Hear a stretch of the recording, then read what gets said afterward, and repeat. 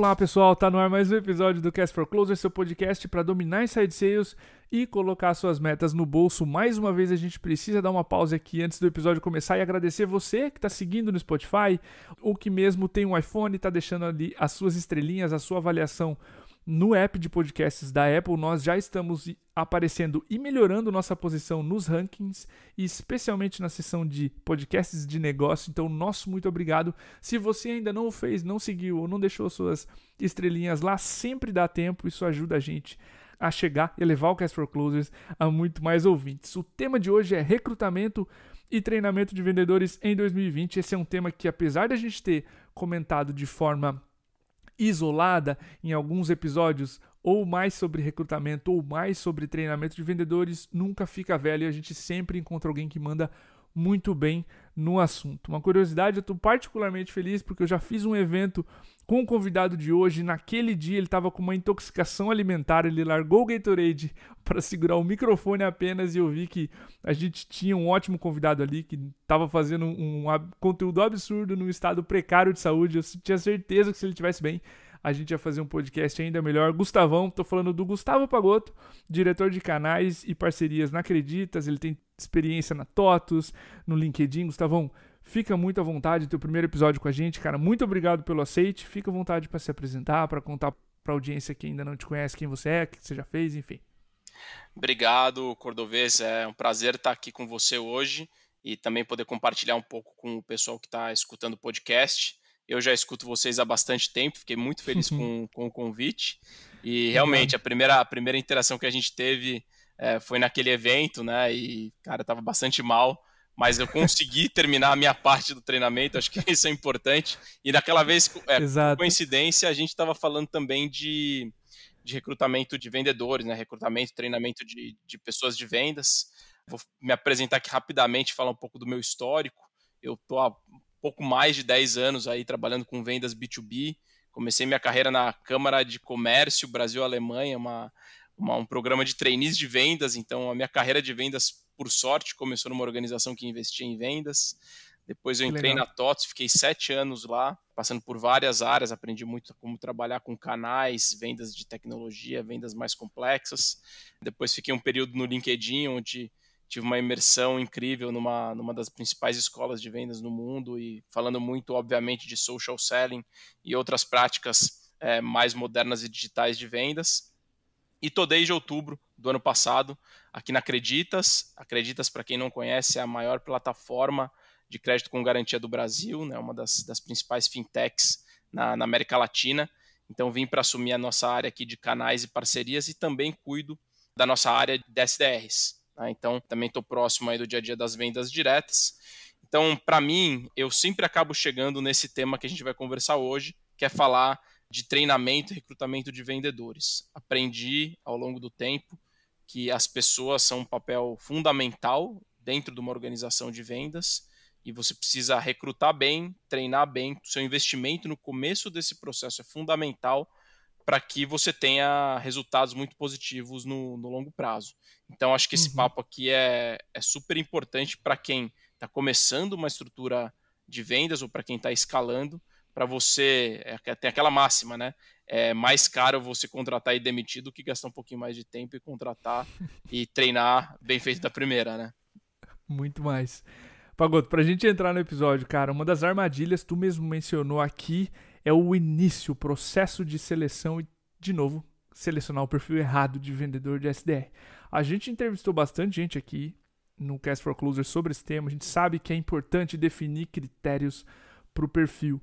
Mas, cara, considerando que a gente tem empresas, vendas tão diferentes, né? Tu mesmo trabalhou em várias vendas que são diferentes uma das outras. Como é que a gente entende qual é o melhor perfil de SDR ou de vendedor para o meu time e como trazer esse perfil com regularidade?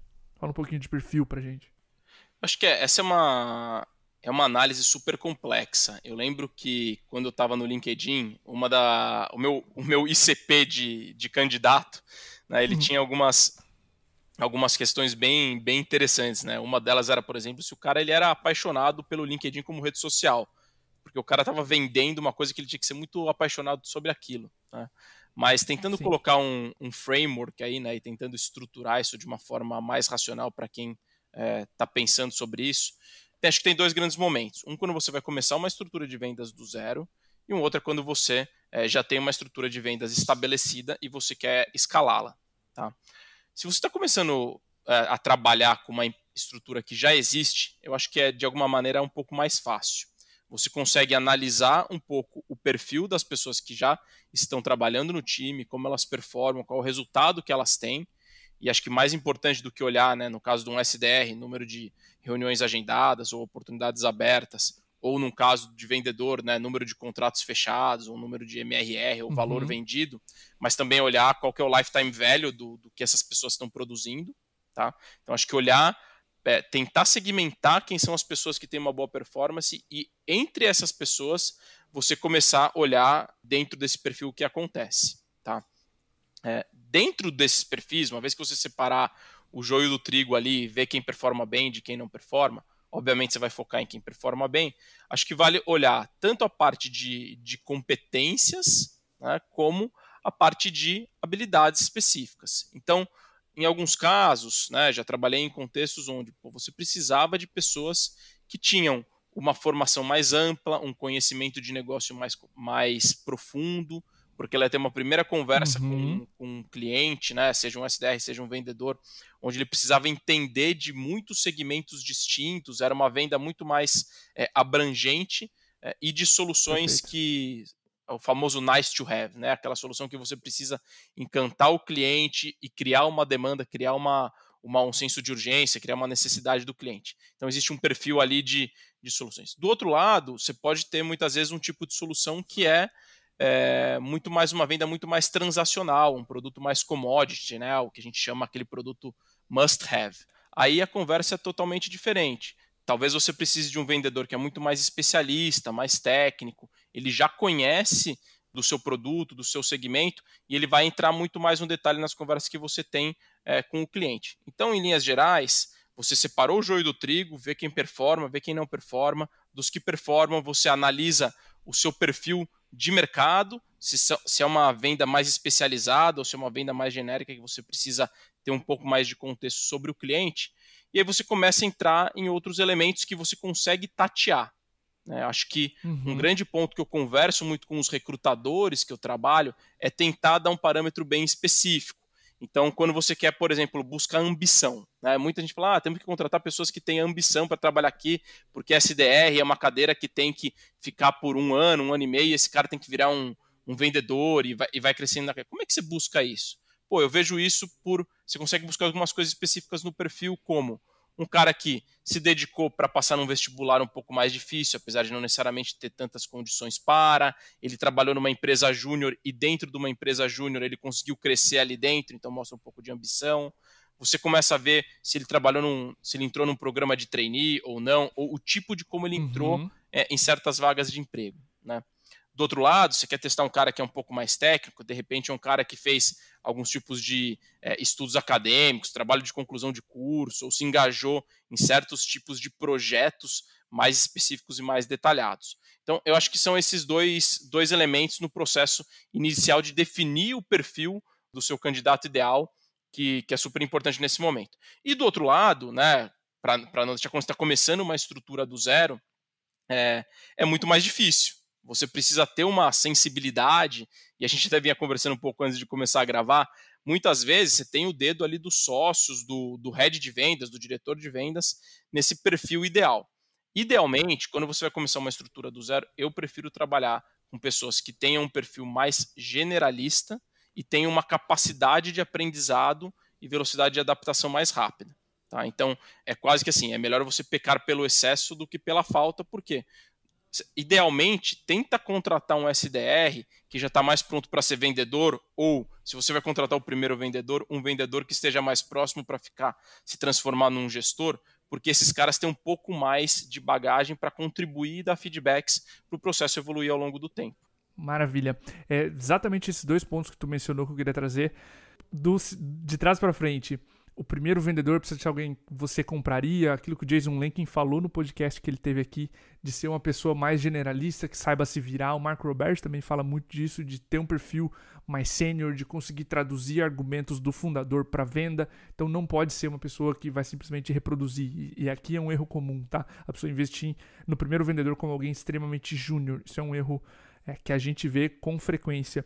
E quando eu trouxe o gringo aqui, o Matt Doyon, CRO da Rock Content, ele falou, cara, por vez a gente está acostumado a buscar por sucessos recentes e ele vai nos hábitos do passado.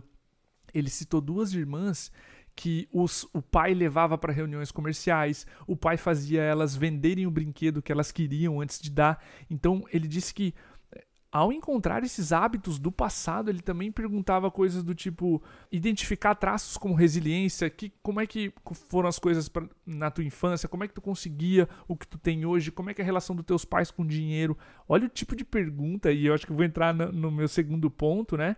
Que ele conduzia para identificar perfil, se tem a resiliência necessária. Me conta uma dificuldade que tu passou e como é que tu resolveu esse tipo de coisa, assim. E o que eu gostaria de que tu aprofundasse agora, nesse ponto, é o fluxo de contratação. Me conduz pelas etapas que tu acredita que são ideais e até mesmo que, se você quiser, pelas perguntas que tu conduz em processos para identificar perfil, enfim, validar essas competências que você mencionou na primeira.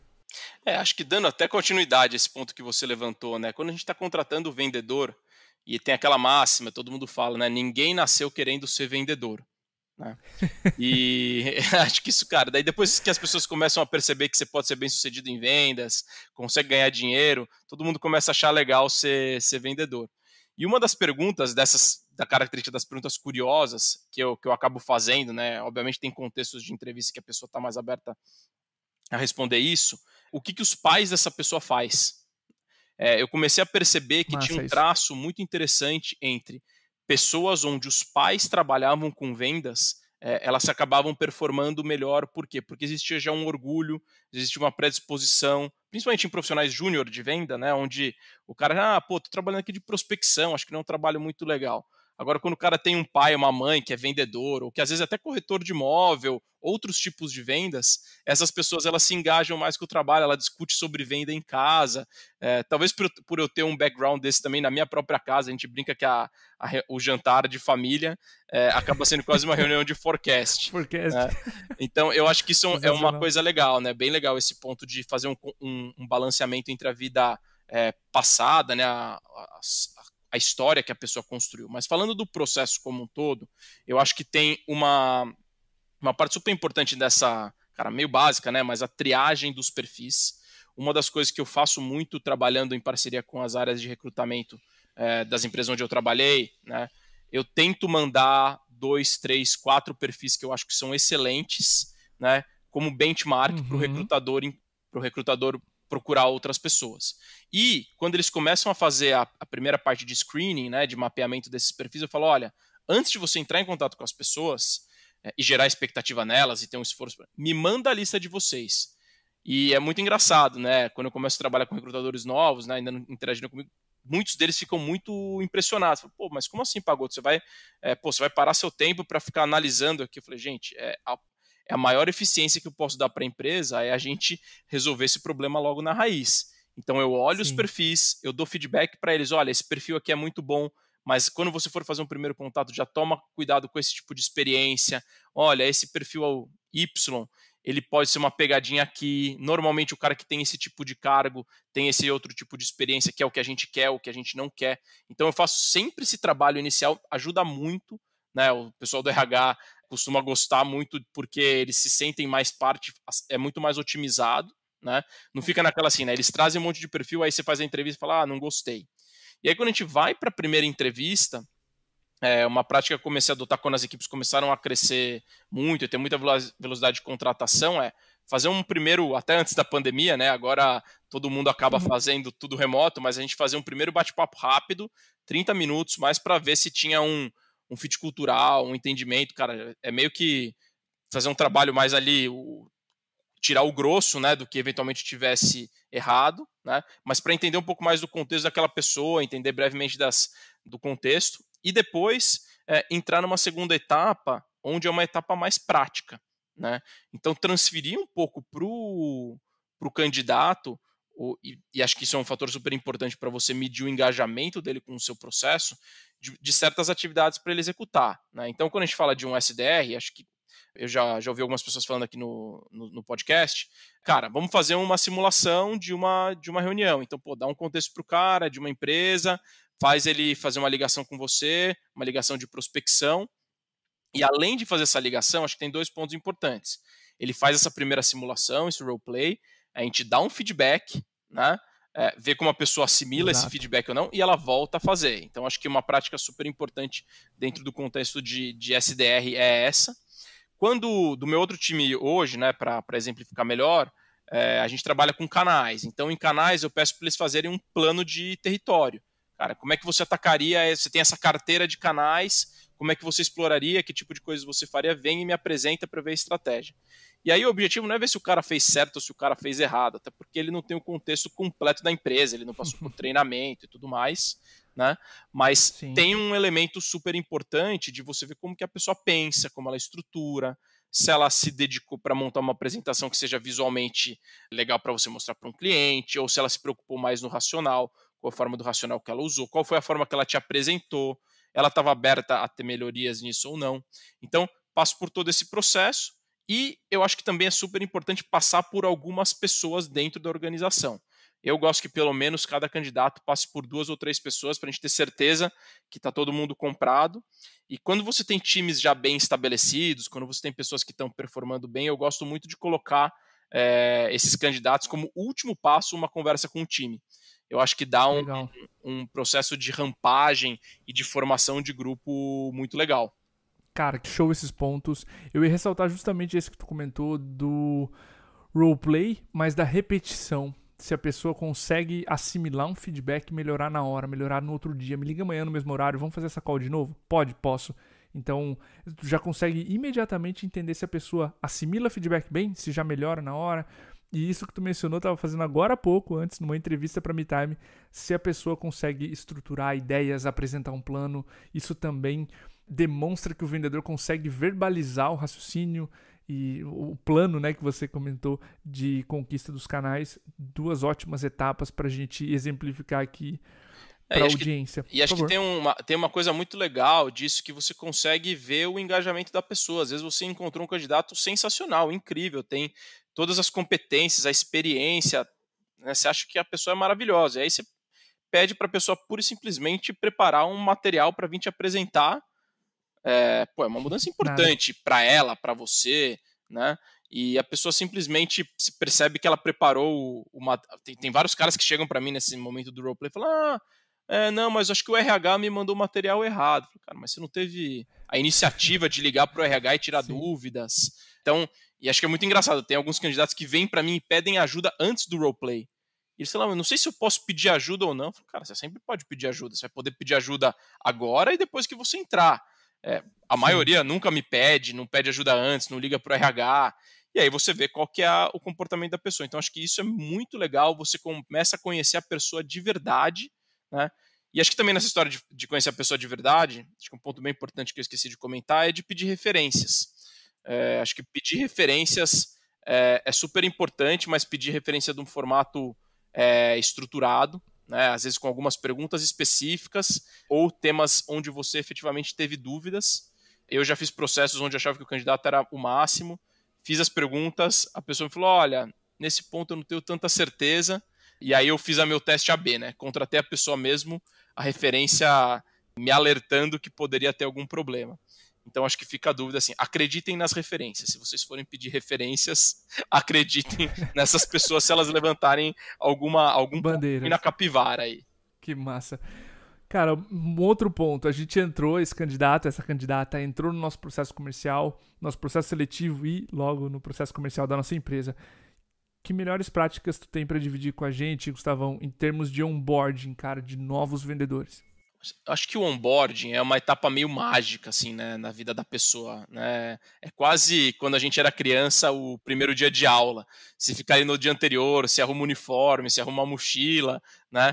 E, para a pessoa é o primeiro dia dela na empresa, ela não sabe o que ela vai encontrar, Então, acho que a empresa tem que trabalhar numa grande experiência nesse momento da entrada. Acho que no contexto de employer branding, muita gente vem fazendo isso, né? Manda às vezes até uma lembrancinha para a pessoa no dia anterior.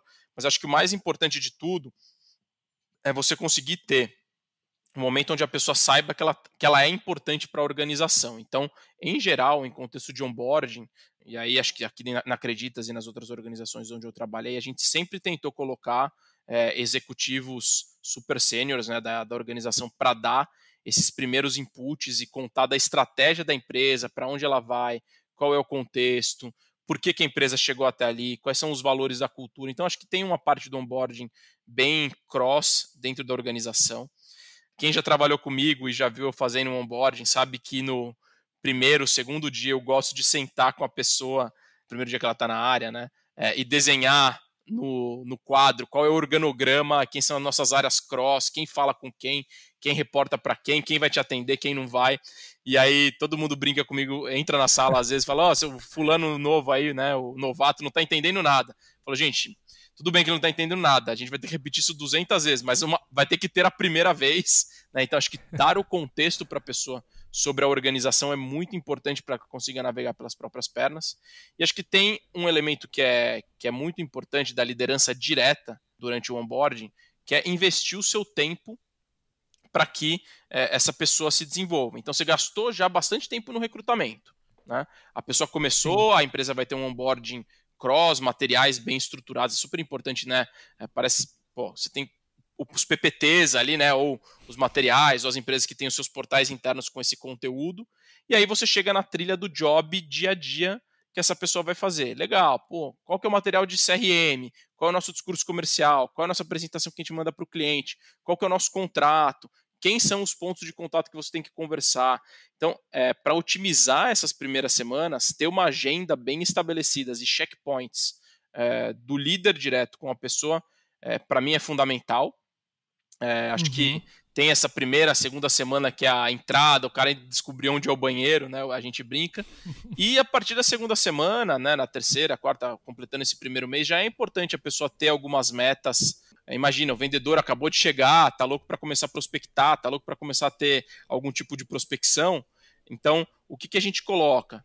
Vamos colocar ali, você vai ter que fazer um roleplay e ser aprovado em certos critérios para você poder começar a falar com o cliente e efetivamente, né, colocar toda aquela energia para fora. Ou, uma vez que você começou a fazer, passou nesse roleplay, começou a fazer as prospecções, você vai fazer XYZ prospecções por dia e vai ter um acompanhamento desse gerente no dia a dia. Então, acho que tem um ponto super importante nessa rodada do onboarding, que é ter conteúdos estruturados, ter uma agenda pré-definida e ter um contato muito próximo do líder direto para ir retroalimentando e dando feedback. Se a gente vai falando de vendedores de uma forma específica, eu acho que tem um elemento fundamental ainda, que é as primeiras reuniões que esse cara faz com os prospects, com os clientes, fundamental com que o líder esteja junto para guiar, orientar e conduzir, e ir soltando como se fosse aquela criança que está começando a andar de bicicleta, né? Então acho que esse é o ponto bem importante do momento zero e começar a fazer essa roda girar. Sensacional, tu mencionou alguns aspectos e eu acho que entramos na quarta dúvida, que era o papel do gestor, é ter esse acompanhamento, reservar as horas, fazer essa transição, soltar aos poucos, não jogar os leões, né? Fazer esse não digo controle, mas fazer esse acompanhamento da parte inicial das primeiras semanas. A Trish Bertuzzi colocava uma coisa muito importante no podcast dela, que é mostrar o sucesso acontecendo, pedir para esse vendedor acompanhar a call com um vendedor mais velho, ver a meta sendo batida na frente dele, ver uma venda acontecendo, né, na frente dele ou dela, para que ele enxergue o sucesso acontecendo. E tem um ponto que eu queria entrar contigo, para a gente até encerrar o episódio, que é, a gente falou em perfil, contratação, onboarding, ramp-up, né? Esse primeiro tempo de maturação dos vendedores, do papel do gestor ali no treinamento. Ao longo desses meses, iniciais ou não, vão ocorrer mudanças. E a gente tem algumas bem significativas. Cada empresa passa pelas suas. Muda o mercado, muda o produto, muda a concorrência, enfim, tem um lançamento novo de produto. Como é que a gente faz para preparar o time para gerir melhor as mudanças? Consegue entrar nesses pontos para nós? Sim, acho que esse é um dos temas mais desafiadores em vendas. A gente começa um ano fiscal com um plano pré-definido, você tem uma quantidade de recursos que você vai ter, você espera que eles vão produzir X, Y, Z, e aí em um determinado momento, o que acontece? Alguém pede demissão, você acaba tendo que desligar alguém por performance, Sim, e todo aquele Excel lindo e maravilhoso que alguém de operações fez vai por água abaixo. Né? Acho que tirando esses elementos que dá para você se planejar também, você pode fazer contratações adicionais, você pode ter um buffer no seu plano, mas acho que tem principalmente o input de novos produtos e novas ofertas dentro da força de vendas. Acho que o mais importante é o seguinte, né? Isso não é uma coisa que a empresa define de uma hora para outra. Então, o vendedor precisa saber que aquilo está chegando. Olha, a gente está indo para aquele caminho, estamos deixando de vender produto A e a gente quer vender um portfólio de soluções que tem A, B, C e D. O cara começa a entender aquilo.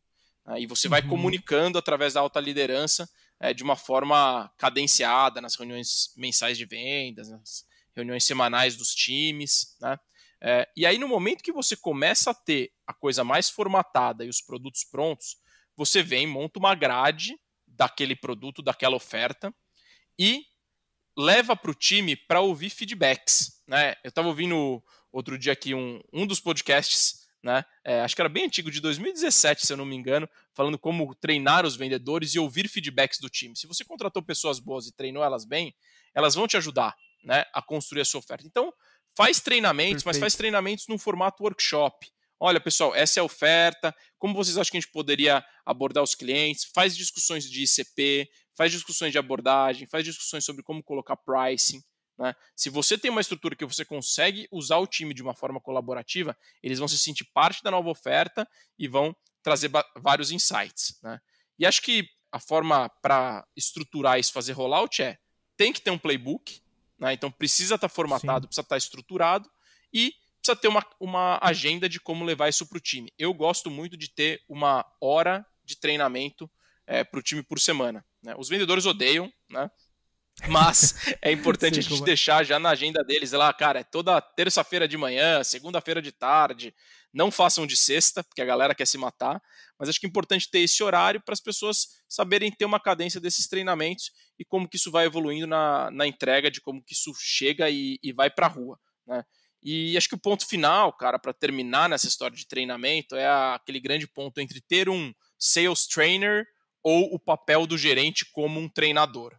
Tá? Legal. É muito difícil, né, você construir, ter um sales trainer, uma área de sales enablement, porque normalmente a pessoa ideal para exercer esse papel, ele foi um vendedor, né, que, enfim, cansou um pouco da rotina de vendas, mas ele tem um dom para conseguir ensinar e ele é respeitado pelo time e consegue ter aquela autoridade para formar novos vendedores. Você precisa ter uma estrutura de vendas de alguma forma robusta para conseguir encontrar essa pepita de ouro aí que vai ser o multiplicador do seu conhecimento, e é um super valor, mas enquanto você não acha esse cara, enquanto você não tem essa escala, o líder de vendas ali, o supervisor, o team leader, o gerente direto, esse cara, ele tem a responsabilidade máxima de formar o seu time. Essa é uma grande parte do seu job description, ele tem que acompanhar, porque o sucesso do time dele é a transferência de conhecimento para o time poder escalar como um todo. Perfeito, cara, eu acho que tu abordou uma série de itens aqui, tanto de propagação da informação, da liderança para os vendedores, quanto de envolvimento. E sim, a gente pesquisou nesses 4 anos na Inside Sales Benchmark Brasil e 55%, agora em 2020 o dado, 55% dos respondentes consideram ou fazem coaching, treinamento pelo gestor imediato. Ou seja, a maioria não tem essa equipe ou essa pepita de ouro responsável só por treinar e propagar o conhecimento. Então isso fica a critério do gestor, da gestora. Mega importante ter esse tempo dedicado, como você disse na pergunta anterior, para também propagar esse conhecimento entre o time e fazer com que... Uma vez eu li um post, Gustavão, não sei se você já me ouviu comentando, eu adoro esse post, que é: ao invés da gente procurar pelo superstar, a gente abraça o rep mediano, que é o embrace the median sales rep, ou seja, tu tem que fazer o seu sales rep tão mediano, performar tão bem, que tu não procura mais por super estrelas, mas tu tem um processo de fazer vendedores medianos, ou seja, aqueles 60%, 75% do seu time de vendas performar tão bem, que o time como um todo anda muito rápido. Concordo totalmente com isso, cara. Assim, não dá, é óbvio, né? A gente sempre tem os nossos outliers, os Exato. top performers, mas o ideal é você ter uma força de vendas homogênea. Se você tem uma força de vendas homogênea onde todo mundo está entregando, né? Essa é a forma onde você consegue chegar mais longe, porque se esse top performer sai, derruba a performance daquele líder. Se todo mundo está na média e você pega os caras que estão muito para baixo e traz eles para a média também, esse é o mundo ideal e óbvio, os top performers vão estar ali. Então eu concordo totalmente com você, tem que focar em quem está no meio ali da pirâmide e fazer esse grupo como um todo subir e melhorar a performance. Maravilha.